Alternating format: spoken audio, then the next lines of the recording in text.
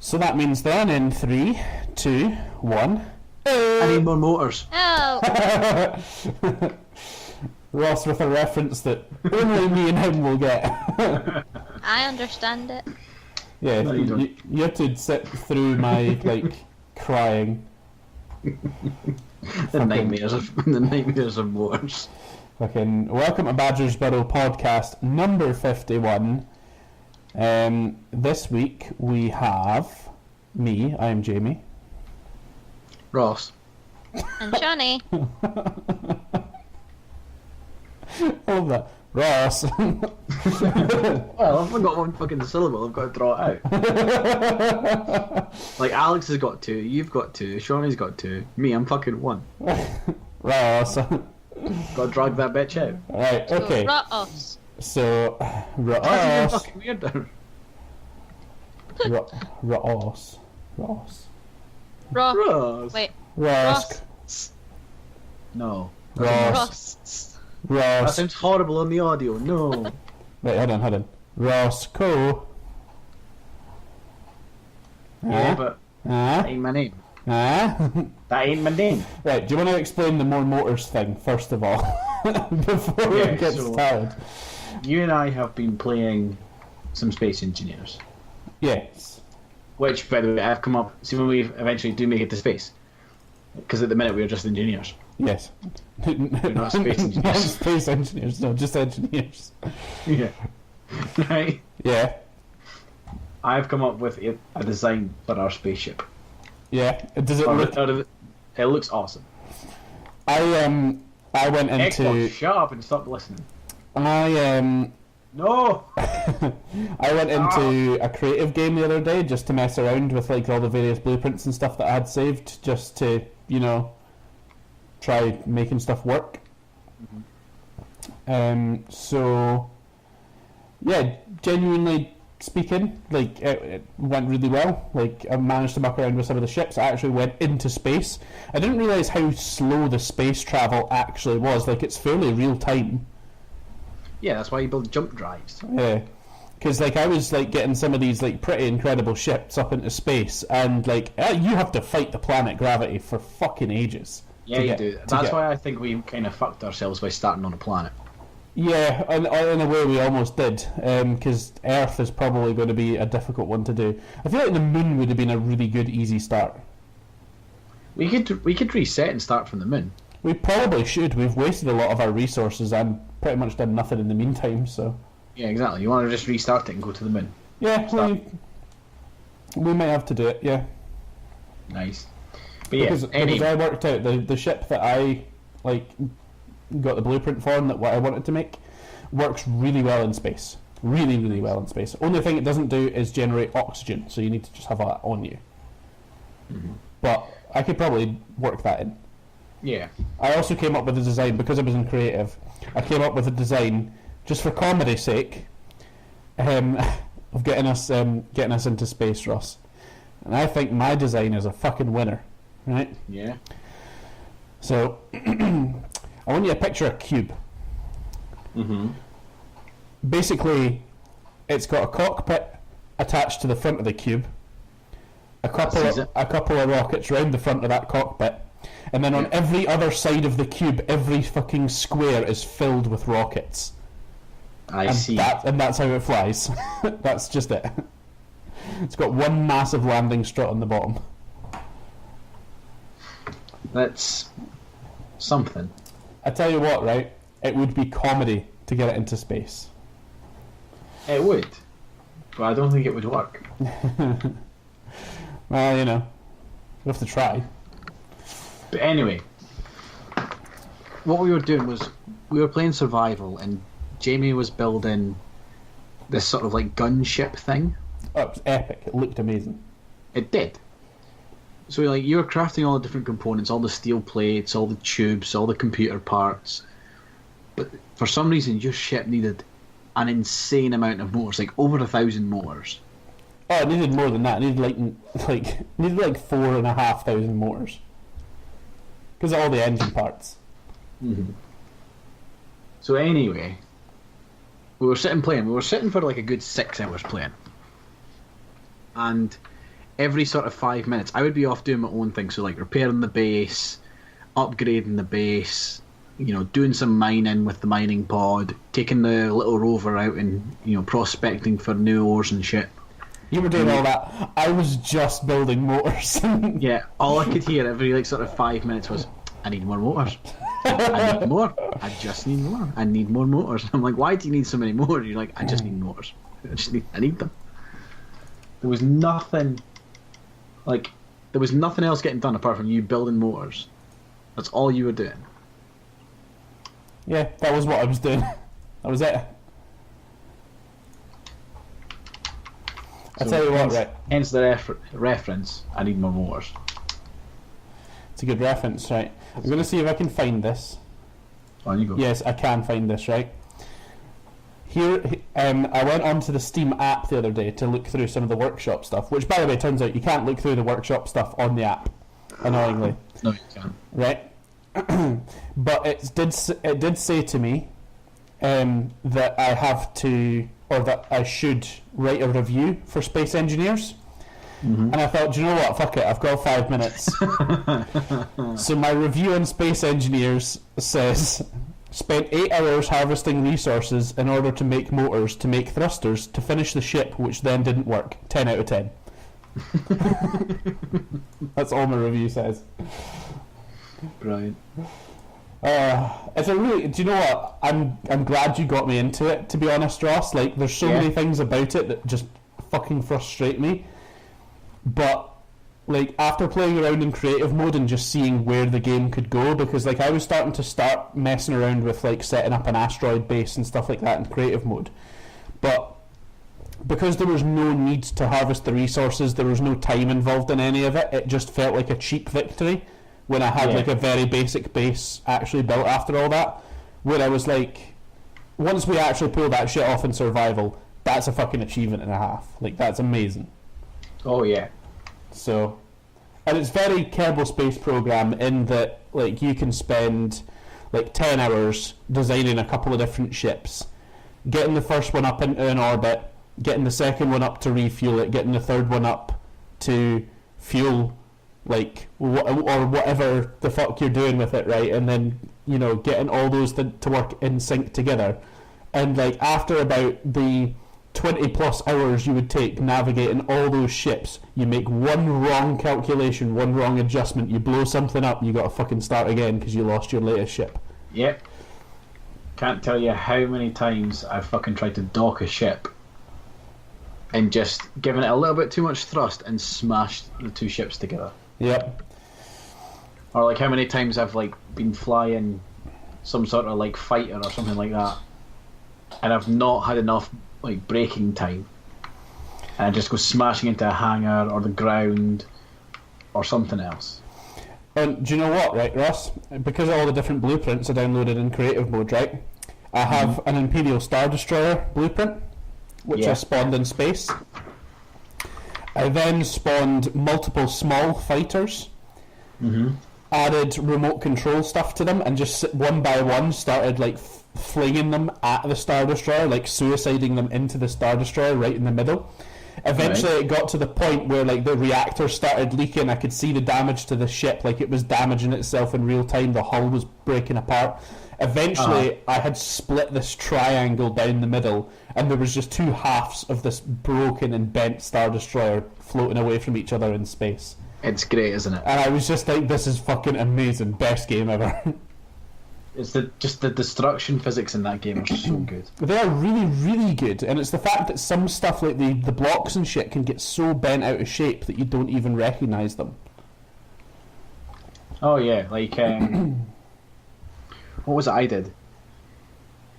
I had, so you've got a Star Destroyer. I've got a Venator class Star Destroyer, the Republic one, and that one's got a hangar on the bottom. And I had built an ATTE, and managed to get it working, but the Venator can't go into atmosphere, or at least it couldn't at the time. And I didn't have any dropships to take the ATTE down, so I was parking the Venator over the planet and then just walking the ATTE out the fucking bottom of the hangar and just plummeting to the planet in it. And what I'd managed to do was get a couple of thrusters and bulk up its legs so that when it hit, they would break down to like near enough like one or two layers of steel plating, and the thrusters would slow it down just enough so that my feet don't go through the fucking floor. That's a pretty good way to do it. It's fucking. Every time I went to do it though, I was like, this is the time where it doesn't land quite right and everything's fucked. I just love like the long-term prospects for that game. I'm so annoyed that like because we don't have enough like computers to run a server on one and actually play with two others. Yeah. We have the kind of issue where like you see things in a certain way and I see things in a certain way because it's running a like client version of the server at the same time as actually running the server. We get too far away from each other, it lags like fuck. And sometimes certain things will happen on your screen that don't happen on my screen, and every now and then my lag just jumps me through the fucking floor. It constantly breaks bits of ships. You broke the grinder like 3 times because of that. Yeah, and do you know what, right? It's that kind of thing where I love PC gaming for that kind of thing because like it's just like little issues and niggles that you don't get anywhere else, but I fucking hate it for the same reason. It just drives me insane. Like, it's just that it's a little bit of the kind of hardware mismatch. Like because your computer's like processor, hard drive, etc. They're not quite exactly the same as mine. You're running everything at a slightly different speed. Your internet speed doesn't exactly match mine, or it's not limited to exactly the same as mine. Like stuff that happens like when you all play on the same console game together. That's all taken care of for you. Your internet speeds and stuff are limited by what the console can deal with steadily. Yeah, you've all got the same processor, you've all got the same hardware, and it's mostly the same software as well. Yeah, pretty much. Like, there's very little differences. I mean, I suppose you could say there's a difference between like the disc version and the digital version, but not hugely. No, because the disc version at this stage, anyway, I think it's true for all consoles, is just a fucking. It's basically just like a small physical link to the download file. Literally putting the disc in just fucking gives you a link to the download file for the game and gives your console a license for it, and then you pretty much just download the game and install it from there, and that's it. I don't actually think there really needs to be anything on a disc these days. But it's like PC gaming, I'm starting to get into modding a wee bit. I think so like I've modded Empire at War. I've got a couple of mods running on not our Space Engineers server, but another one I've got. Yeah. It just does, like the ones I've got running on that is just like enhanced blast doors, the ability to rotate a camera when you're looking like remote controlling something instead of looking deadpan straight ahead. Oh, that's always nice. Yeah. Yeah. So it's just little things that make the game just that little bit easier to play. Yeah, and do you know what? I think like if you're going to be a PC gamer, if you're going to get massively into PC gaming, whether it's on like a big scale or a small scale, I can't tell you how much fun I've had just taking like a small, like even indie game almost, just shoving a fuck ton of mods into it, and just like it just changes the game in so many different ways. Like, think of how many modded characters we sat and played like Don't Starve together and stuff with, like over a few different like runs of that game. I'm running mods on FTL now. That's a fucking fantastic game. Like even any of the old little games, like you're running Empire at War. Half-Life was my big one, like back in the day. Like just fucking running endless mods through those things. Because like certain games get born from mods. You know, like Counter-Strike was a fucking mod. Yeah. It was a mod for Half-Life originally. Yeah. It was great. Like the original fucking mod of that was fucking flawless. So good. And speaking about mods, consoles and all that, is actually quite a good segue to bring us on to our spot of news for this podcast. On you go. What's the news? Xbox One X is happening. That's what Project Scorpio's like official launch title now is. So instead of it being called Project Scorpio, it is now the Xbox One X, which makes me happy in so many ways you have no idea. Because I was actually genuinely worried, like when I heard that Project Scorpio was potentially getting announced at E3, I thought that Microsoft were potentially already making the jump to the next console generation because of how much they'd sort of like teased about Project Scorpio and how much power they were saying it was going to have in a console, I thought there's no way that they're going to like just allow this thing to be another version of the Xbox One. This is going to be a new console, and this means like massive new investments for like everybody as a group in terms of like getting to the next step. But it turns out that it's not. It's just essentially a massive upgrade to the Xbox One's hardware, and so it is just going to be a version of the Xbox One. And I'm also really happy that for a lot of the trailers and for a lot of the games that they've been announcing, a lot of them say Xbox One S/X enhanced. That's not an easy distinction to make between those two. No, it's not. Better, maybe we should have kind of done that a little bit better, I think, Microsoft. But these games, like we heard with the Xbox One S, that like for basically its main functionality was the fact that it was a little bit faster, had a bigger internal hard drive, and that for some games it would upscale the resolution a little bit. The Xbox One X has just taken that to like the kind of next level. Like it can run games in 4K, like properly full-on 4K running games. Overall, it's like packing bigger memory, a better GPU, a better processor, and it's actually being allowed more sort of like gigabit style internet bandwidth, so it can download everything faster and run everything faster as well. Yeah. So like generally speaking, like a lot of them have just said that Xbox One X will enhance all of your games from before. It will upscale the resolution, so like if it doesn't quite run at 1080p native, or if it runs at 1080p but at 30 frames a second, it will now run at 60. Certain games will run in 4K if you have a 4K compatible TV, and you can expect like 30 to 60 FPS from them. There was one game that I wanted to bring up particularly because we've got a bit of a history with a series. On you go. Destiny 2, right? I noticed. Fucking, she speaks. I know that one noise you. I was going to bring up the fact that you've not said anything for a while, and that one noise you made was just. Yeah. But no, Destiny 2's been. It's been announced. There's been some gameplay and stuff from it. It is happening. I noticed quite early on that quite a lot of the, like, you know how like you read about like the technical qualities and stuff of the game, and sometimes they got that little asterisk like by it, and normally when you read the terms and conditions on it, it's like, yeah, this isn't actually anything like the game's going to look like. Yeah. The asterisk on Destiny 2 actually reads that the game will run at 30 frames a second on Xbox One. I think it was S and the PS4 Pro. Now, what that says to me is that it cannot actually handle running at a steady 30 frames a second on the standard Xbox One hardware.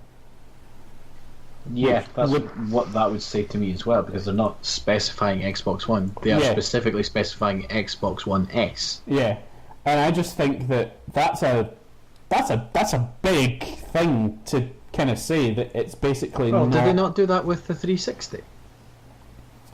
What, that Destiny with Destiny 1 didn't run at a certain thing?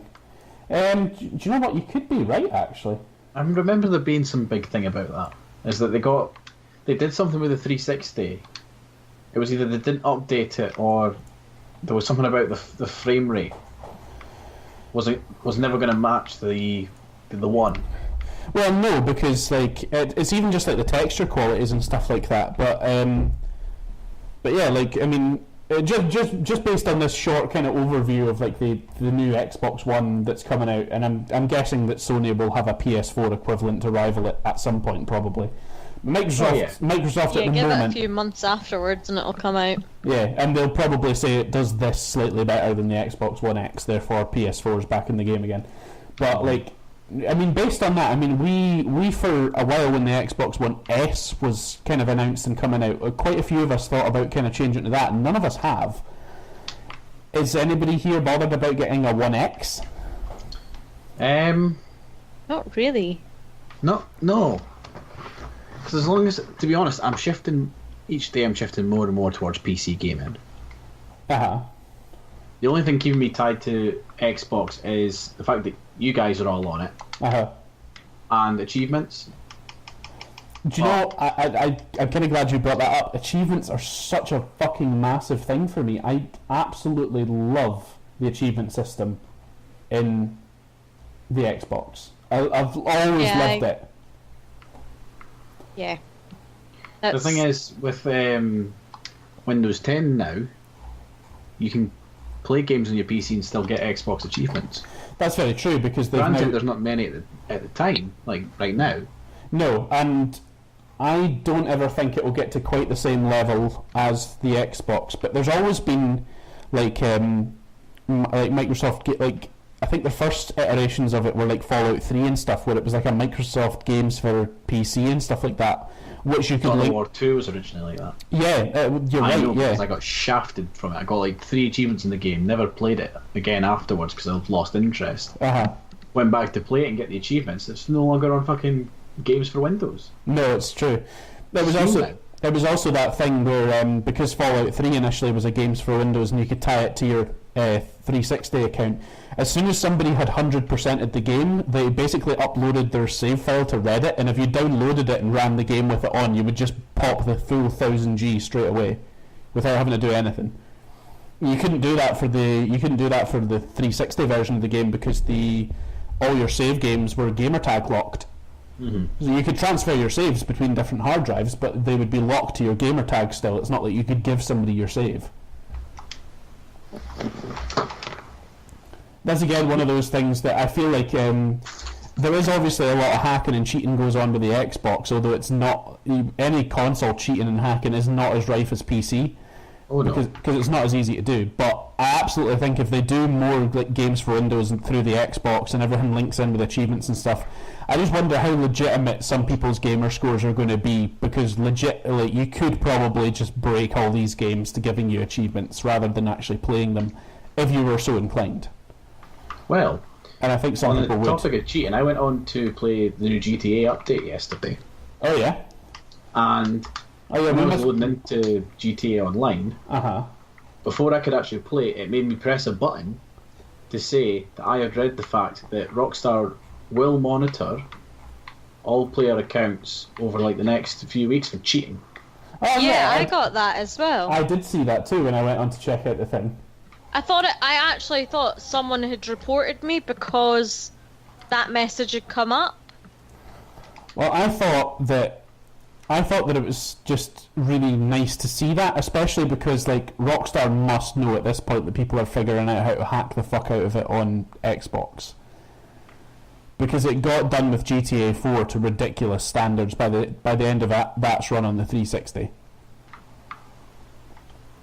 Well, I mean, when you look at like how quick it takes people to figure out like little cheats and glitches for like the Kuruma glitch, well, not glitch, but like walk around for the heists. Yeah, but it's little sort of like it's little glitchy things and stuff like that I almost think it's kind of okay to leave some of those things in the game. Yeah, it gives the game some sort of character. Exactly, because there's glitches. Do you not remember the swing set in, was that GTA 4? Yeah, that was GTA 4. That never ever got patched. That still works, even now. But the thing with that is, it didn't affect how you could play the game. Yes, you're very right as well, Ross. Like, it was a little gimmicky thing that was kind of out the way that you could do if you wanted to. It was something you could have fun with and stuff like that. Versus what we were on about is there's a little sort of trick, or there used to be. Apparently it's patched, but we personally have not tested it yet, although we have been playing the heists quite a lot recently. So although we have not tested that, we will be trying it. We will be trying it, and we will probably update you at that point. So stay tuned. Stay tuned for more. So what you've got is in the very final heist of the GTA Online heists, that DLC that came out, there's a sequence right at the end where 4 players have to take 4 bikes, or at least that's the initial setup for it. 4 players take 4 bikes, they run all the way to the very north of the map, jump off the bikes, pull their parachutes, escape to a little dinghy, and then escape out to sea, and that's essentially how the end of the heist goes. The bikes are really easy to crash because they're the rocket-powered bikes with the boost, It's really easy to get shot because you're just on a fucking bike, and you've got the full like noose squads, SWAT teams, and choppers coming after you consistently the whole way. Even spreading them out between 4 players, you get shot a lot, you die a lot. I remember the first time us playing that heist, we got fucked so many times just by that sequence. So eventually people started working out little kind of tricks for it. So the first trick that came out was to give only one person the money, because only when that person gets shot do you actually lose any money from the final take. Because another part of that final heist is when you get shot and you've got money in your bag, you lose part of your final cut.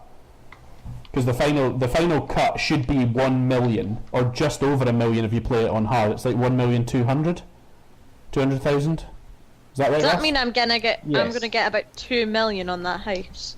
No, because that's the total final cut. So your potential cut, if everybody shares at 25%, normally people take away about 250,000 plus from that heist, depending on the bonuses you get. Because you'll get a first-time bonus when we come round to it, Shauni. You'll get nearly 500,000 in one go of that. But like that's why we used to sit and repeat that heist quite a lot, because it was 250,000, sorry, every time we did it. So like if you committed like a couple of nights a week to just sitting and doing that heist two, 3 or 4 times, you'd basically be able to get $1 million GTA dollars every week. Be sorted. Like, and that's for a while, that was what we were doing because it was just such a good way. And so we started fucking around, reading online and trying to figure out little tricks to make that end easier and to lose less money. And our first sort of trick for it was to blow up 2 of the bikes and stuff the people with the money on the front of one of the bikes and put 2 people that didn't have money sitting behind them, so they effectively acted as like human shields. So if the people on the bike got shot, it was way less likely that you lost any money. Plus you had 2 people that could constantly be like looking 360 degrees and shooting cops rather than trying to concentrate on driving at the same time. Yeah. So it kind of helped work out some of the harder points of the mission. Eventually there was a trick discovered which basically broke the fucking thing entirely, and that we used quite a lot because it was just fucking great. And what it was guinea pig noise in the background there. What it was you could, if somebody owned an armoured Kuruma, you could go from where you pick up the bikes round to their house. Shut the fuck up, guinea pigs. Right, you could go from where you get the bikes in the heist round to their house, which would not be on the map marked in any kind of way, so you would assume that you couldn't access it. But if you basically stood at the door to their garage and basically just kind of like the other 3 players just blew the shit out of the cops until you got that one like split second window where the game would think that the cops weren't on you and weren't looking at you, the person could actually enter their garage, get in the armoured Kuruma and drive it out, and then all 4 players could then get in the armoured Kuruma and then just drive to the finish. Because you were then in a fucking armoured car, you did not need to worry about getting shot. You didn't take any damage if you did get shot. Yeah, you didn't. Because the bulletproof plating of the car, the bulletproof nature of it would just fucking soak that all up, and you wouldn't have to deal with any fucking pressures, any stresses from the actual heist.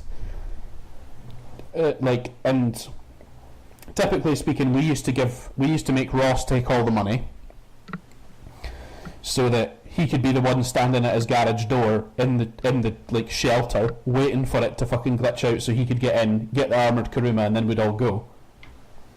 But see, Yeah, because I was the one that bought that car. Yeah, originally anyway. We now own 2 of them as a group. 3. Oh yeah, you've got one as well. Fuck.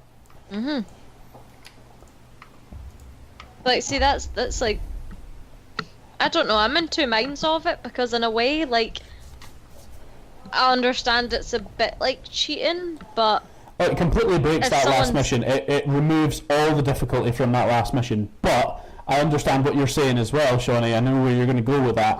Rockstar messed up, but people have found a way to get through that mission that's made it easy for them.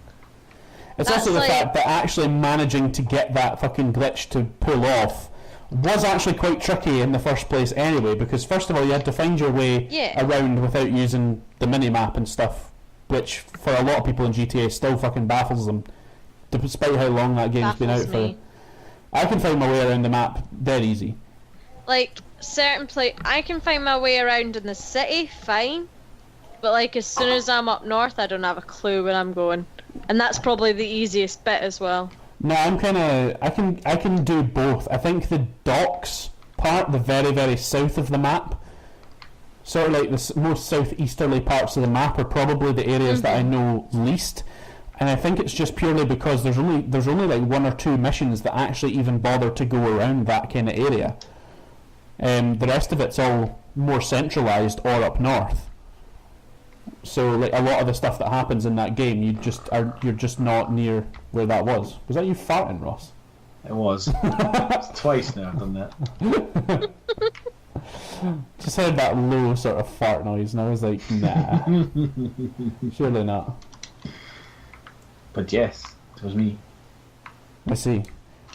It's the way I'm sitting. Here's a slightly concerning thing, right? While we're mid-podcast, right? My Skype recorder for this is just glitching the fuck out right now. Oh, noes.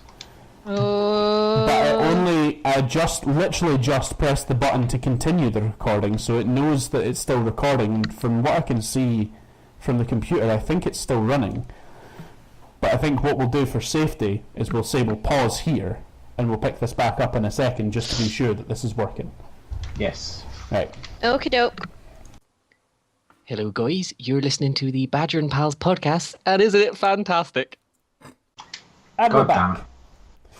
Hey! Right, okay, so the Skype recorder absolutely did glitch out a little bit. My microphone sounds really fucked up for that first 32 minutes or so. But we're back now. The audio should be working better. And yeah, welcome back, guys. Oh, you know what that would be, Jamie? What's that? Perfect time to use a Callum cut card. Oh, you're very right.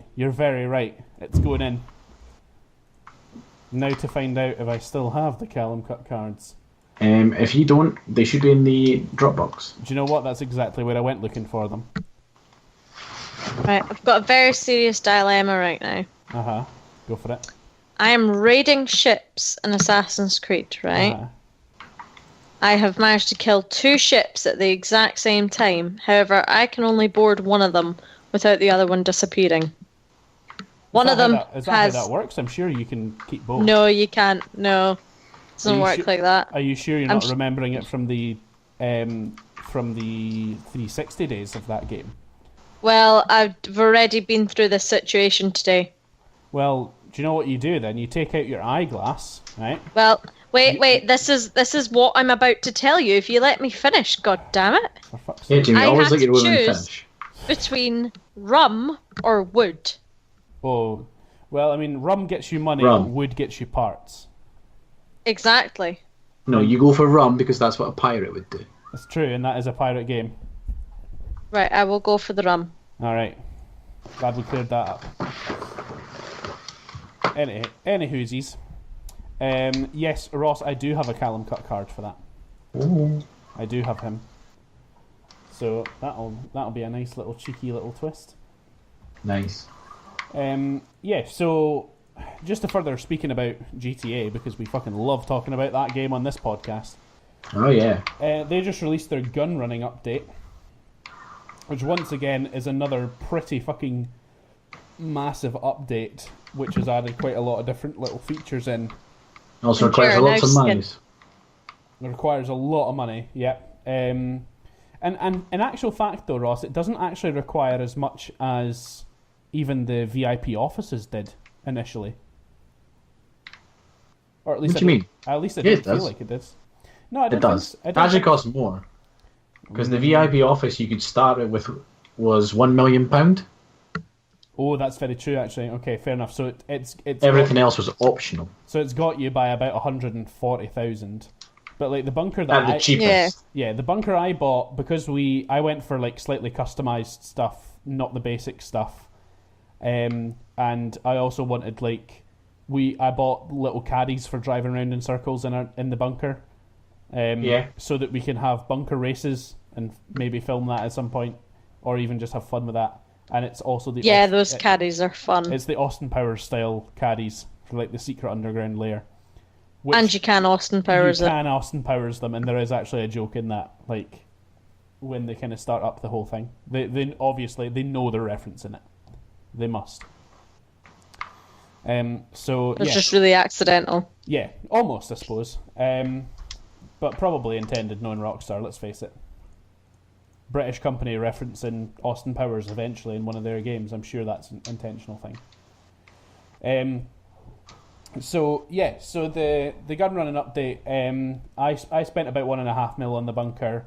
The first mission didn't cost me anything, and in fact, you don't actually have to spend anything on getting your supplies to manufacture stuff after you get started. Because you can opt to steal stuff, which is basically to go on little miniature open world missions where you go and collect something. It pings a blip on the map, everybody comes after you, you run back to your base to store it, etc. Right. So it's very much like the car DLC. Yeah, very much like the cars, very much like the supplies from the original Office stuff.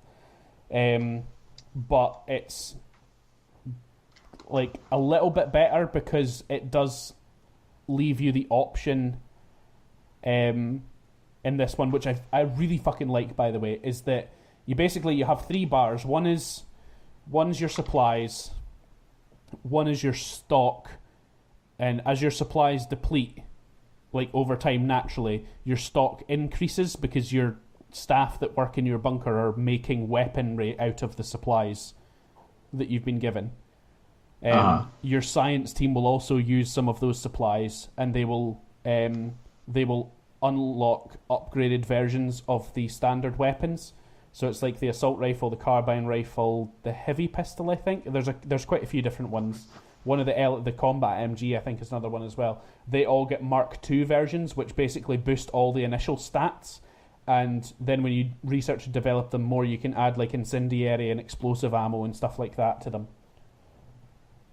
So it features quite a lot of cool stuff you can do with the existing stuff in the game by putting some of your supplies into that. So I'm just really excited for the mission control. Yeah, me too. I really want that mobile command center. So, but yeah, essentially, like your supply bar goes down, your stock bar slowly goes up, and once your stock bar gets to a certain like level, you basically go on very similar to the VIP like import export delivery missions. You essentially go to a dealer to sell them. And various things can happen when you go to the deals. Like other players can fuck with you, the cops can get involved, the Lost MC might get involved. You know, any of the like player can like the kind of NPC factions in the game can show up to fuck you over. So it's kind of like that, but I really like that instead of having to go out to get your supplies to get your stock, you can just invest 15,000 in buying like a full bar of supplies.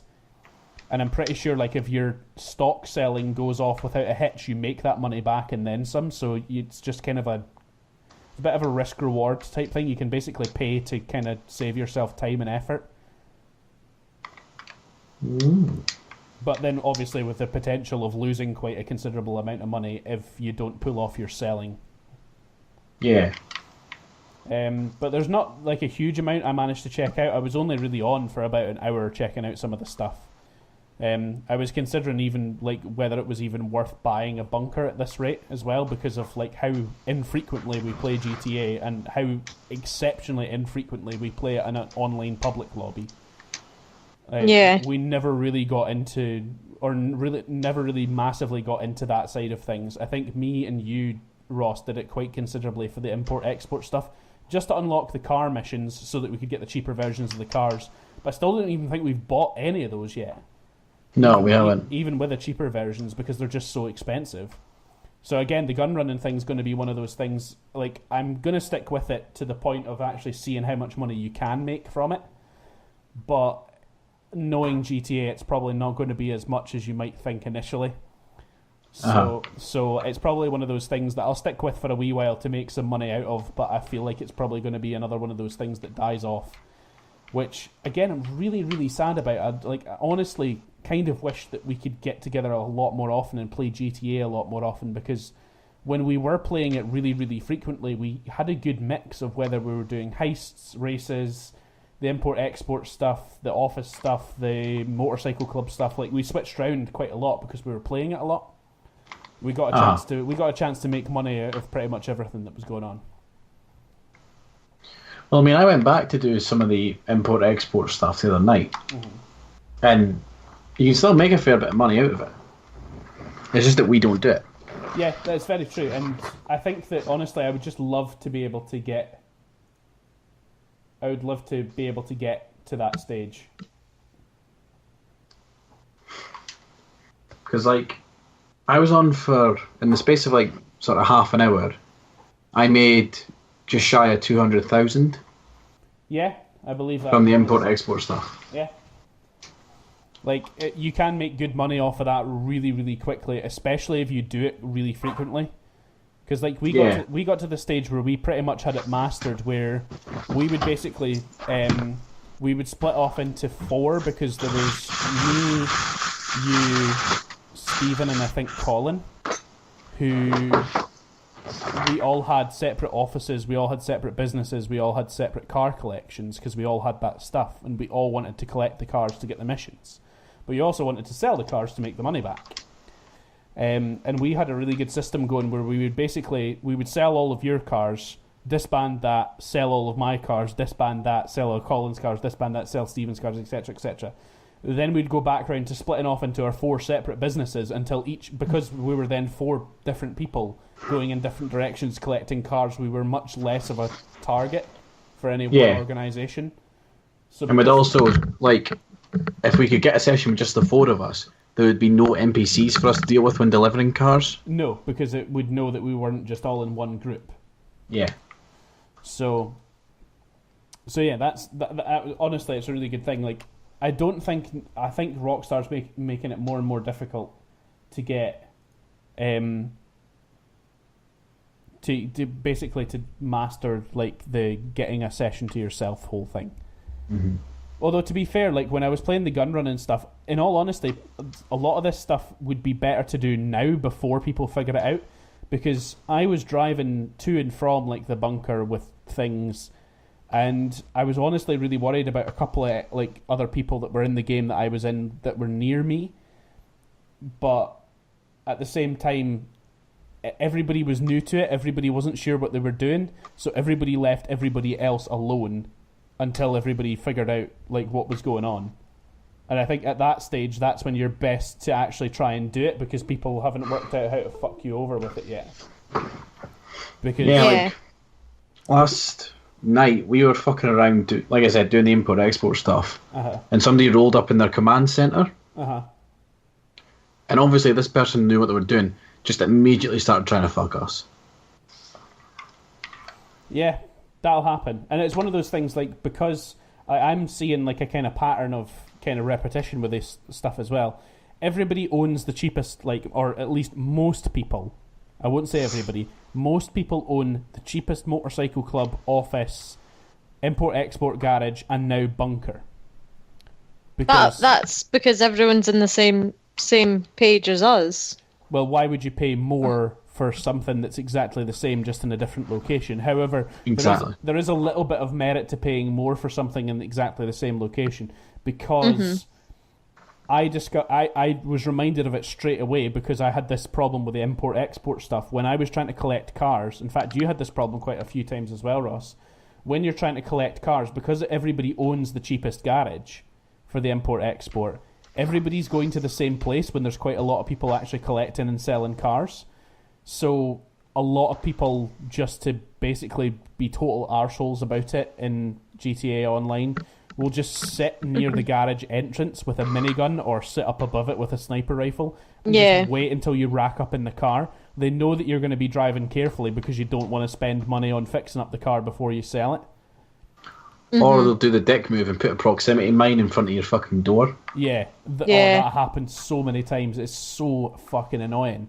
And the thing is like, I actually don't mind, in a way, I mind the people that sit at the garage door, wait for you, gun you down, steal the car and take it for their own. I mind that less than the people that just chase you down and blow it up. Because that's not the game. If you blow it up, all you're doing is like annoying somebody else. You're not actually gaining anything from it. There's no point. There's no point to doing it if all you're going to do is blow it up. Because the point if you take it and steal it, yeah, the point of chasing you're playing it down, the game. Yeah, the point of chasing the person down who's getting the car to shoot them, to steal it, to take it for your own is part of the game, because you're essentially meant to be able to bulk up your own collections by doing that. Didn't we abuse that at one point as well, technically? Like, we had 3 or 4 different people go and collect separate cars and then just basically park them outside the garage for one person to go and steal. I think we did, yeah. And then we just repeated that 4 times, because then it was the quickest way for all 4 of us to gain 4 cars. Was that not... That was something else. Was that not the special cargo stuff we did that with? Oh, no, yeah, you're right.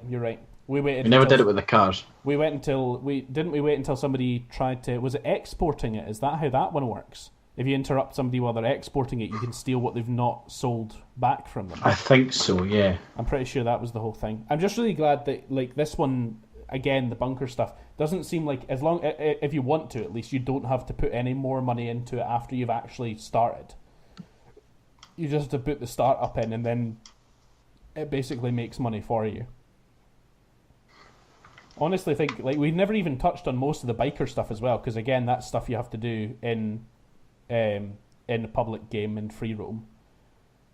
But even like then, I think like in terms of investment wise, the biker stuff was the best at giving you good payouts, because like if everybody went and did those missions, it was like 5 or 6 grand every time. No, it was more than that. It was like 20 grand. Was it as much as 20 grand? Some of them. Yeah, because the import-export stuff's good for like big, payoffs. But big risk as well.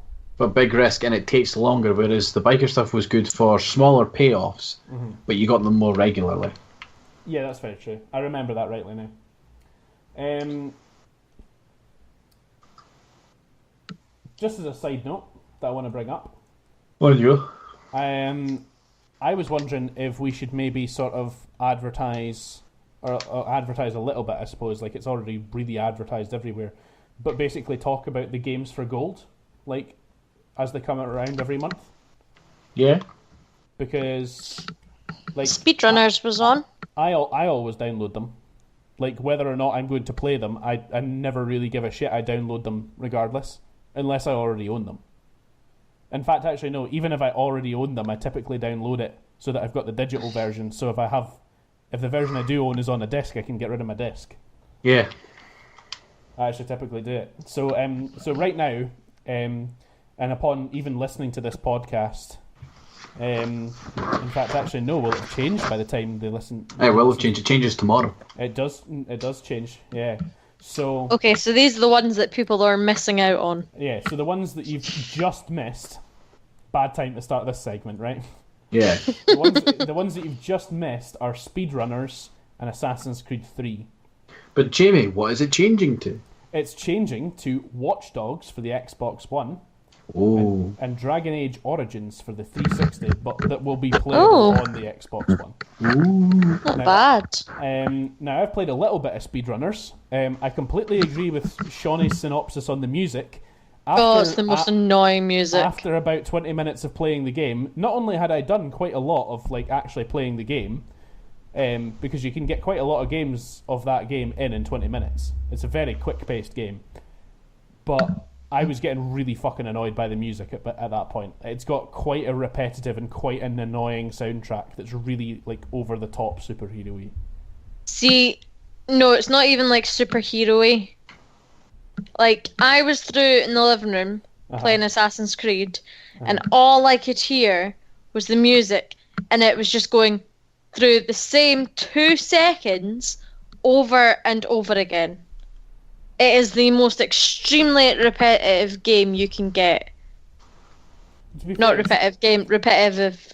Fuck. It's a pretty repetitive game as well, to be fair. It's basically just like there's like about 5 or 6 different levels built into the game as standard, and you basically just run as fast as you can through the level, and if people slow down too much, they lose. But still, that's it. Doesn't it repeat every 2 seconds of the music? But apart from that, in all honesty, for a freebie, which is essentially, I would, even though it's like a full-fledged game, they don't really have the difference between arcade games and fully fledged games anymore. No. I would very much class that game as an arcade game. And for a kind of, 10-hour arcade title that you got for fuck all from Games with Gold, honestly think it's got quite a bit of merit in just going on every now and again to play with your friends, because I genuinely think you'd have a good couple of laughs out of that game. And it'll probably make a good Let's Play at some point as well, because it's genuinely really, really fast-paced, good content you could get out of it. Because it's just about how you use the really simple mechanics against everybody else. And I love little games like that, I really do.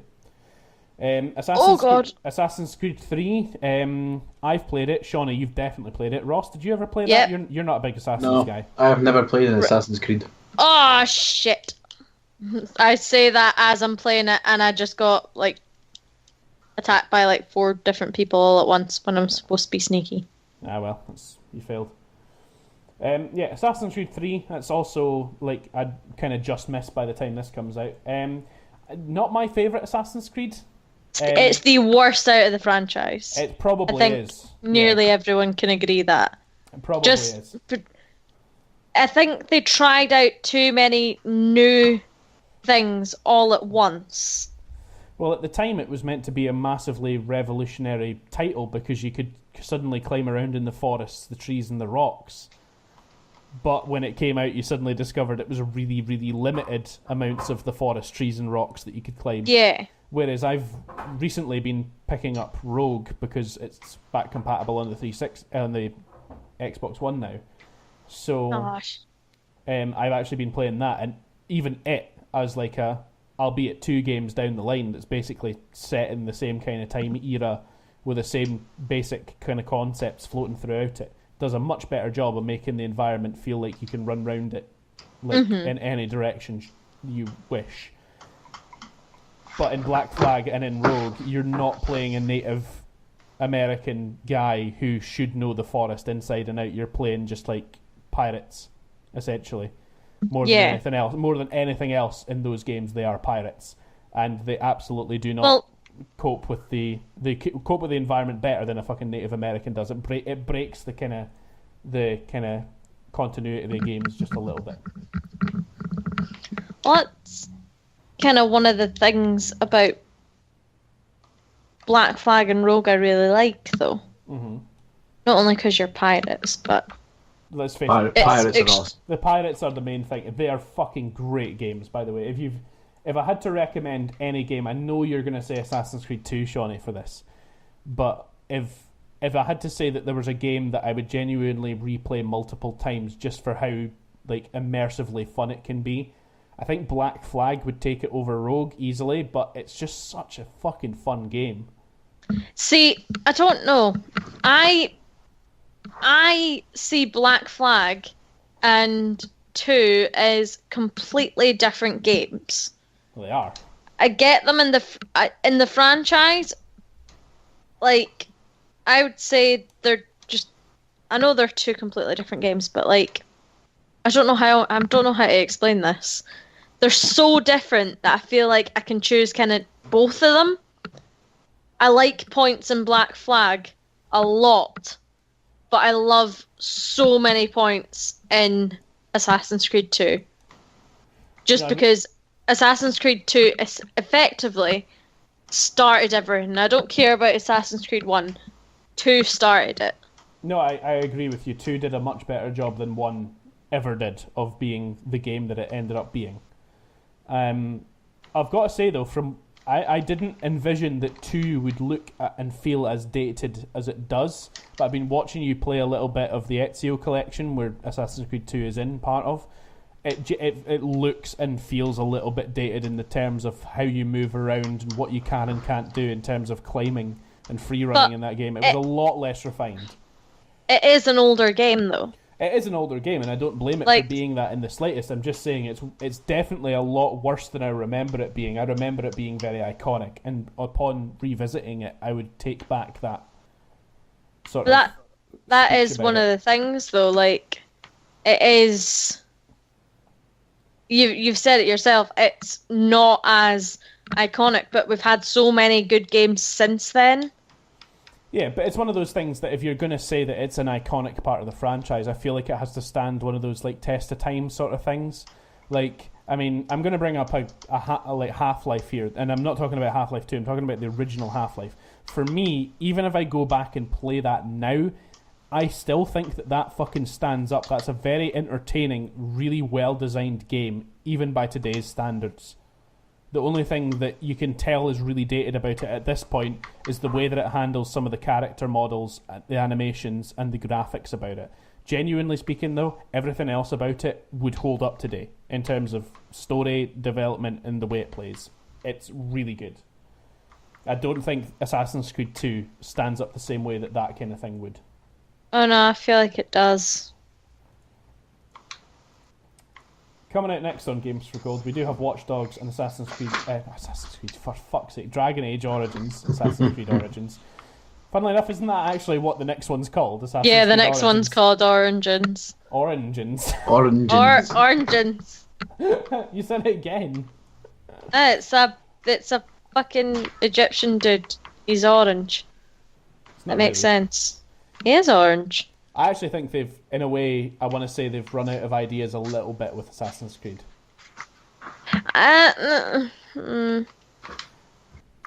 In that, from very briefly going to speak about Origins here, I really want to get off the Assassin's Creed topic because we're running out of time, and I want to speak about the other games for gold that are coming. Go speak about the modern day Assassin's Creed that's shit.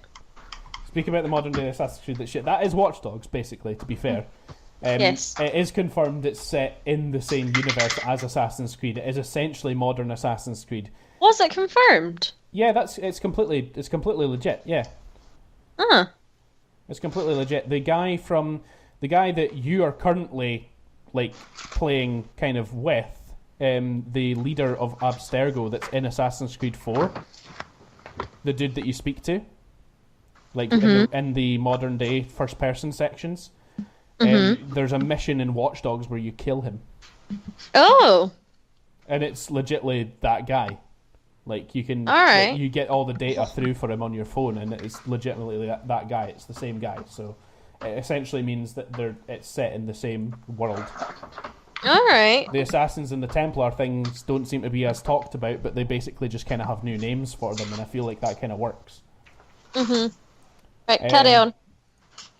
I played it quite a lot on the 360. I probably will actually replay it a bit on the Xbox One just for the sake of a few achievements, because it's a bit crappy. I feel like Watch Dogs 2 probably is a lot better. It probably refined a lot of what it was trying to do. It is nowhere near as good as it was promised to be. Once again, it's one of those Ubisoft tropes at this point. But it wasn't super horrendously bad, in all honesty. Like I genuinely thought when it was coming out, it could have been our next GTA because it was looking like it was just so much more. But when it came out, and it didn't live up to that in the slightest. I've played Dragon Age Origins. I have not played it. Orangins. I've already played a little bit of that. Pretty good game, actually, all in all. It's not too bad. I think, Ross, honestly, you would probably like it quite a lot because it's very Neverwinter, very Dungeons and Dragons almost. Has quite a lot to do with the lore of the characters as much as it has to do with the world that it inhabits. Right. So, I think, like, in a lot of ways, it could be a game that you like a lot. I personally didn't get along too well with the gameplay aspect of it. Like like as much as I loved the characters, I loved where the story was going, I loved like the visual design of the game. I genuinely could have found myself getting very, very immersed in that, but I think I would have preferred to watch a let's play of somebody doing it genuinely because I just didn't really like how the game actually played. I thought like it was a little strange how it played. It wasn't quite what I expected. it's like I almost expected Skyrim, but it just got nothing remotely close to it. And I just thought it was a bit weird. If you do play it, you'll see exactly what I mean. I do plan to play it. I'm currently playing Skyrim right now, actually, as we record this. Ooh. Um, I'm actually doing nothing. I've got various websites up, just getting stuff to pull down and talk about. I've just killed Alduin. So, Nice. Yeah. But yeah, I do plan on playing Dragon Age, but I want to play a couple of other games before I go back into a big sort of RPG. Yeah, I'm totally with you. Like, I almost regret going into Rogue at the moment. That's like my kind of solo game that I'm kind of working through right now. I feel like I always have one of them on the go at least at any one time. But right now that's Rogue for me. I almost regret going to Rogue because I felt like I wanted to kind of knock out a couple of the smaller games that I've had sitting for a while that wouldn't take as much time. Like, for example, Shauni, I've had that Deadpool game sitting on the Xbox One ready to go for ages. I've been waiting for a time where I would get into that and go through it because I don't feel like it would... I don't feel like it's going to exactly hold me for as long as Assassin's Creed Rogue does. Like, if I'd played it for the same length of time as I'd been playing Rogue, I probably would have finished Deadpool by now. Because it's not a huge game, I know that for a fact, but I feel like I wanted to knock out a couple of those games before I went into the next big one. Yeah. I feel kind of weird calling Assassin's Creed a big game, but it's just because the collectibles, all the side stuff and everything that you have to get involved in doing in those games does make it a very, very long game to play through. If you, especially for like, going back to Assassin's Creed 2 again. Fuck, we got back to Assassin's Creed again.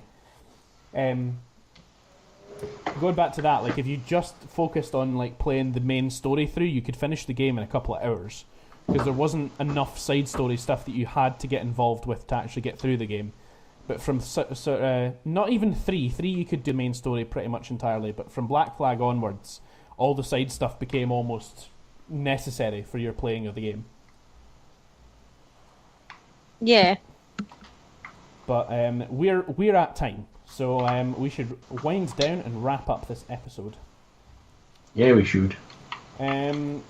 Just as a quick kind of look back, how do you feel about kind of do you guys still like the introducing with a little bit of kind of gaming or tech or just general news to kind of get stuff started off? Because I did notice we started with the Xbox conversation, or pretty much we started with Space Engineers, then we moved on to the Xbox conversation really quickly. That's pretty much where our topic's been the whole time. We've actually stayed like fairly consistent in talking about games and stuff. It's a very video game heavy podcast for a video game channel. Who knew? Yeah. Yeah, it's been alright. I've enjoyed it. Makes it a bit easier to fucking sit here and speak. At least, and it's one of those things, like I guarantee we won't stick with it as heavy as we probably have for this first one, just because it's come back after quite a while. But it's good to have a starting point, because I've especially like towards the run up to podcast 50, there were a lot of podcasts where we didn't get any traction until about 30 minutes in. We're just kind of like sitting there twiddling our thumbs, wondering what we're really going to speak about in the episode. Right, all that remains to be said now then is, if you've enjoyed this episode, be sure to go to www.badgerandpals.com, where you can find links to all of our other stuff, including our Facebook, Twitch and store. If you have questions for the podcast or want to present us with news for us to speak about, feel free to send us the link via our contact page on that website. And don't forget to subscribe so that you can find out when we release new shit. Yeah. Alright. Yeah, do that. Bye, guys. Bye, guys.